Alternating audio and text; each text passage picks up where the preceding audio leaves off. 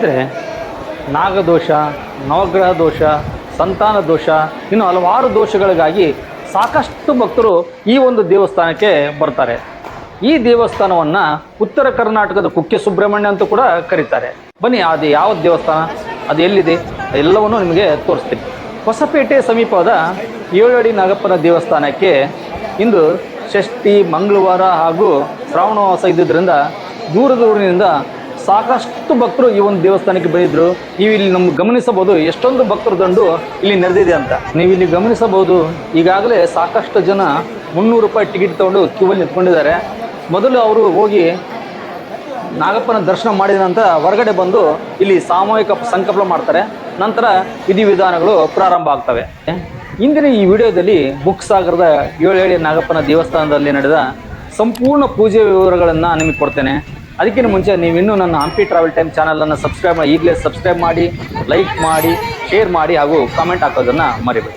ಬನ್ನಿ ಸ್ನೇಹಿತರೆ, ನಾವೀಗ ಈ ದೇವಸ್ಥಾನದಲ್ಲಿ ನಡೀತಕ್ಕಂಥ ಪೂಜಾ ಕೈಂಕರ್ಯಗಳನ್ನು ನೋಡೋಣ. ನಾವೀಗ ಷಷ್ಠಿಯ ದಿನ 7 ಅಡಿ ನಾಗಪ್ಪನ ದೇವಸ್ಥಾನ ನಡೀತಕ್ಕಂಥ ಎಲ್ಲ ಪೂಜಾ ಕಾರ್ಯಗಳನ್ನು ನೋಡೋಣ.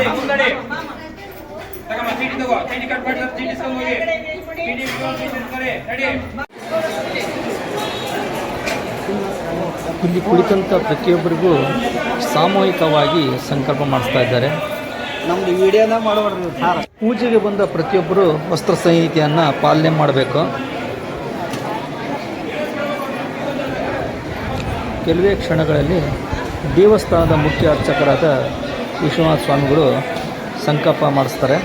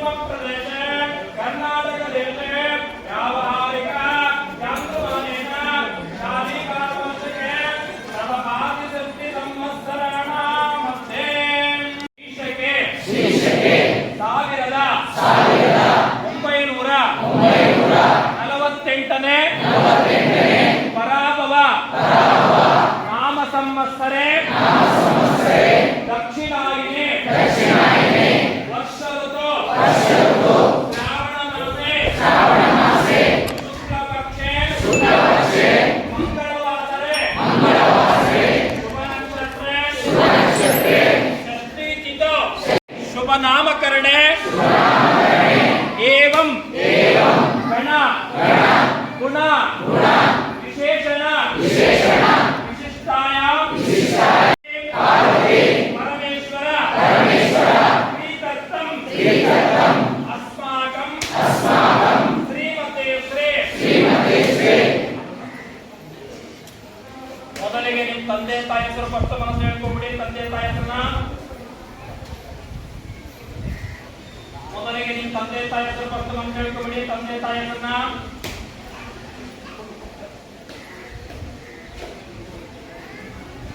ತಮ್ಮ ನಕ್ಷತ್ರ, ತಮ್ಮ ಗೋತ್ರ, ತಮ್ಮ ಹೆಸರು, ತಮ್ಮ ರಾಶಿ, ತಮ್ಮ ನಕ್ಷತ್ರ, ತಮ್ಮ ಗೋತ್ರ.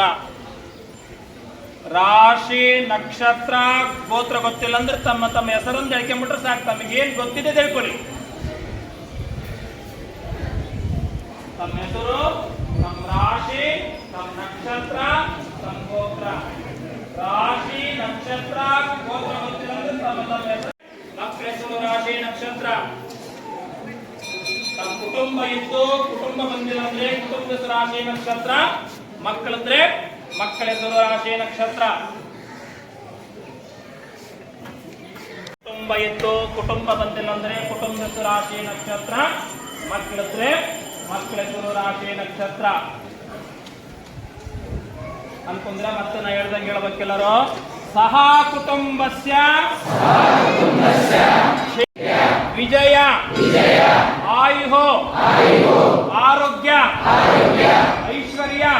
अभिवृद्ध्यर्थं धनकनक वस्तुवाहन फल पुरुषार्थ सिद्ध्यर्थं विद्याभ्यास प्राप्तिरस्तु उद्योग प्राप्तिरस्तु कल्याण प्राप्तिरस्तु पुत्र पौत्राभि वृद्ध्यर्थ सर्वदोष निवारणार्थं नागदोष निवारणार्थं कालसर्पदोष निवारणार्थं राहुदोष निवारणार्थं केतुदोष निवारणार्थं कुजदोष निवारणार्थं आश्लेषदोष निवारणार्थं मातृदोष निवारणार्थं पितृदोष निवारणार्थं विषकन्यादोष निवारणार्थं नवग्रहदोष निवारणार्थं शनिदोष निवारणार्थं अर्कदोष निवारणार्थं नागहत्यदोष निवारणार्थं सर्वदोष ಪರಿಹಾರಾರ್ಥವಾಗಿ ಶ್ರೀ ಗುರು ವಿಘ್ನೇಶ್ವರ ಮಹಾಸ್ವಾಮಿನ ಪೂಜಾಂ ತದಾದು ನಾಗದೋಷ ಪರಿಹಾರಾರ್ಥವಾಗಿ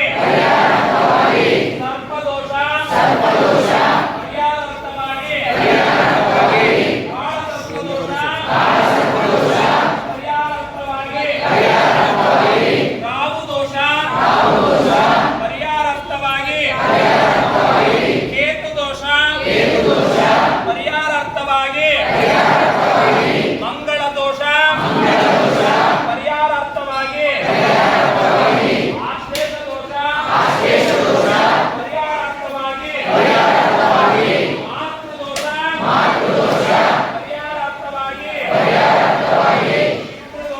ಪಿತೃದೋಷ ಪರಿಹಾರಾರ್ಥವಾಗಿ ವಿಷಕನ್ಯಾ ದೋಷ ಪರಿಹಾರಾರ್ಥವಾಗಿ ನವಗ್ರಹ ದೋಷ ಪರಿಹಾರಾರ್ಥವಾಗಿ ಶನಿ ದೋಷ ಪರಿಹಾರಾರ್ಥವಾಗಿ ಅರ್ಥದೋಷ ಪರಿಹಾರಾರ್ಥವಾಗಿ ನಾಗಹತ್ಯ ದೋಷ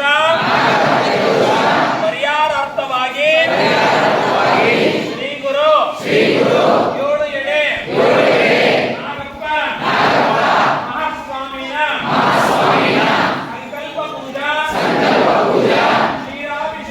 ಕ್ಷೀರಾಭಿಷೇಕ ಪಂಚಾಮೃತ ಅಭಿಷೇಕ ಅಷ್ಟೋತ್ತರ ಮಹಾಪ್ರಸಾದ ಮಹಾಮಂಗಳಾರತಿ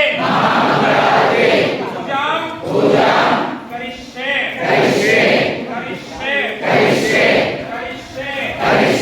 ಇತಿ ಸಂಕಲ್ಪಃ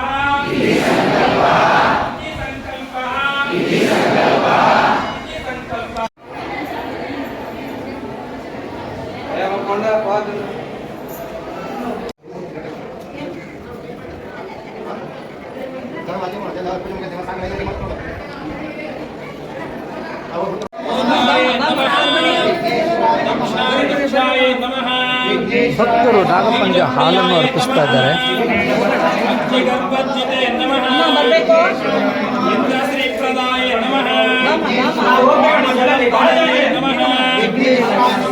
ಸಿದ್ಧಿಪ್ರದಾಯಕಾಯ ನಮಃ ಸ್ವಸಂಪಾದನೆ ನಮಃ ಗಜಾನನಾಯ ನಮಃ ದೈವಾಂತರಾಯ ನಮಃ ಗುಣಾತೀತಾಯ ನಮಃ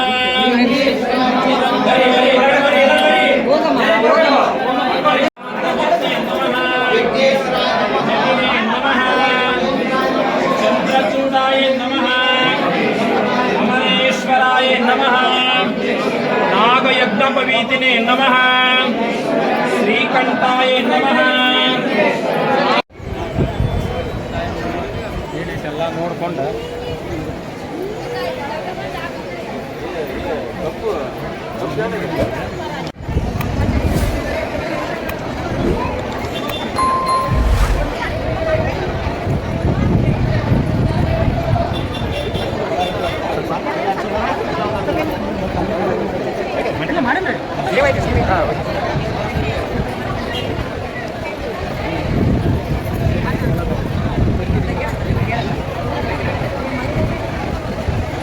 ಈಗ ಮಹಾಮಂಗಳಾರತಿ ಆರಂಭ ಆಗ್ತಾ ಇದೆ.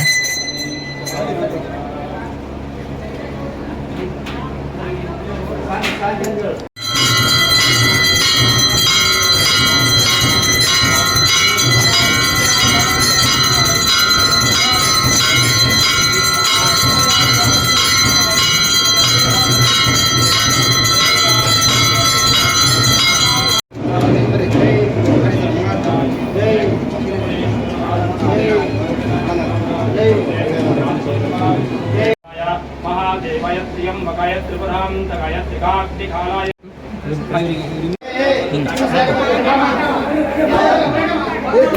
ಈಗ ಅಭಿಷೇಕದಲ್ಲಿ ಗಲಾಟೆ ಈಗ ಅಭಿಷೇಕದಲ್ಲಿ ಗಲಾಟೆ ಇದೆ ಪಂಚಾಮೃತಕ್ಕೆ.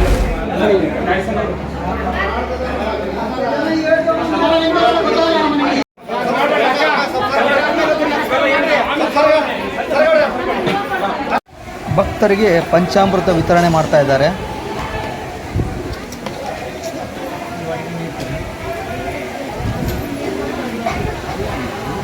ಮನೇಲಿ ಹಂಗೆ ಈಗ ನಡೀತಾ ಇದೆ ಯಾವುದೇ ಇದು ಕಾರಣಕ್ಕೂ ತುಂಬಾ ಕಾಯಿ ಕಾರ್ಯ. ತೆಗೆದು ಹೊರಗಡೆ ಹಾಕಬಾರ್ದು. ಒಂದು ವರ್ಷದ ಮಟ್ಟ ಮನೇಲಿಟ್ಟು ಪೂಜೆ ಮಾಡಿ, ನೀವು ಇನ್ನೊಂದ್ಸರಿ ನಾ ಹೇಳ್ತೇನೆ, ಪಾಪ ಕರ್ಕೊಂಡ್ಬಂದು ಕಾಯಿ ಕೊಟ್ಟು ನಮಸ್ಕಾರ ಮಾಡಿ ಹೋಗ್ತಂತ ಎಲ್ಲರೂ ಸಂಕಲ್ಪ ಮಾಡ್ಕೊಳ್ಳಿ.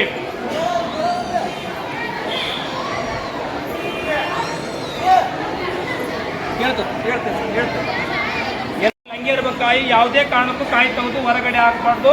ಟೈಮ್ ಇದ್ರೆ ವಿಭೂತಿ ಕುಂಕುಮ ಪೂಜೆನೂ ಮಾಡಿ, ಇಲ್ಲ ಮುಟ್ಟಿ ನಮಸ್ಕಾರ ಮಾಡಿಬಿಟ್ರಾಯ್ತು. ಜಗಲಿ ಚಿಕ್ಕದಾಗಿತ್ತಂತಂದ್ರೆ ಒಂದು ಮಳೆ ಬಡ್ದಾಗಿ ದೂರ ಮನೆ ಕಟ್ಟಿ, ಇಲ್ಲ ಗುಣವಿದ್ರೆ ಗುಣದ ಮೇಲೆ ಕಾಯಿ ಇಡ್ರಿ. ವರ್ಷದ ಮಟ್ಟ ಮನೇಲಿ ಹಂಗೆ ಇರ್ಬೇಕು ಕಾಯಿ, ಯಾವುದೇ ಕಾರಣಕ್ಕೂ ಕಾಯಿ ತೆಗೆದು ಹೊರಗಡೆ ಹಾಕಬಾರ್ದು. ನೀವು 1 ವರ್ಷ ಆದಮೇಲೆ ನಮಗೆ ಫಲ ಕೊಟ್ಟರೆ ಪಾಪು ಸಮೇತ ತಂದು ಕಾಯಿ ತಂದು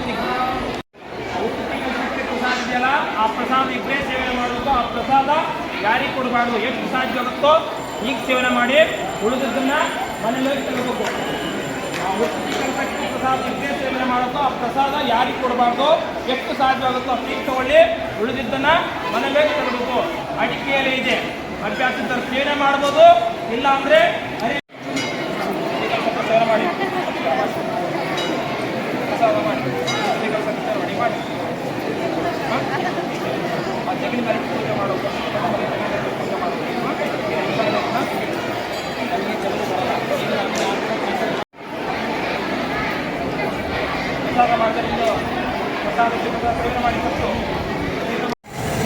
ದೇವಸ್ಥಾನಕ್ಕೆ ಬಂದಂಥ ಭಕ್ತಾದಿಗಳಿಗೆ ಪ್ರಸಾದದ ವ್ಯವಸ್ಥೆ ಮಾಡಲಾಗಿದೆ.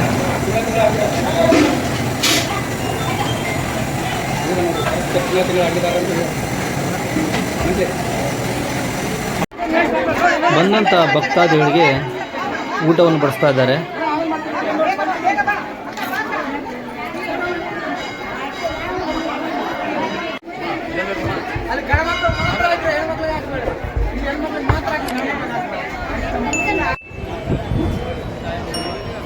ಎಲ್ಲ ನೋಡ್ಕೊಂಡು